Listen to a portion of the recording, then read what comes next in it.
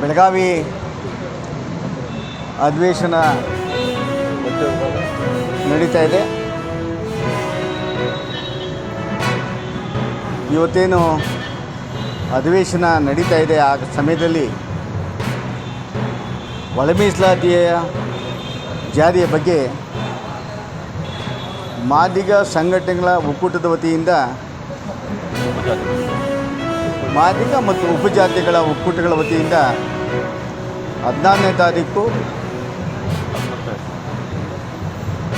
ರಾಜ್ಯ ಸರ್ಕಾರವನ್ನು ಒಳ ಮೀಸಲಾತಿಯನ್ನು ಜಾರಿಯಾಗಬೇಕಂತೇಳಿ ಹಕ್ಕೊತ್ತಾಯ ಕಾರ್ಯಕ್ರಮವನ್ನು ಬೆಳಗಾವಿಯಲ್ಲಿ ಮಾಡ್ತಾಯಿದ್ದೇವೆ. ಹಾಗೂ ನಾಳೆ 14ನೇ ತಾರೀಕು ಕರ್ನಾಟಕ ರಾಜ್ಯದ ಎಲ್ಲ ಶಾಸಕರ ವಿಧಾನ ಪರಿಷತ್ತಿನ ಮನೆ ಮುಂಭಾಗದಲ್ಲಿ ಒಳ ಮೀಸಲಾತಿಯನ್ನು ಜಾರಿ ಮಾಡಬೇಕು. ಒಳ ಮೀಸಲಾತಿಯ ಬಗ್ಗೆ ಸದನದಲ್ಲಿ ಚರ್ಚೆ ಆಗಬೇಕು ಬೆಳಗಾವಿಯಲ್ಲಿ ಅಂತೇಳಿ ಒತ್ತಾಯವನ್ನು ಮಾಡಿ ಎಲ್ಲ ಸಮುದಾಯದ ಸಂಘಟನೆಯ ಪ್ರಮುಖರು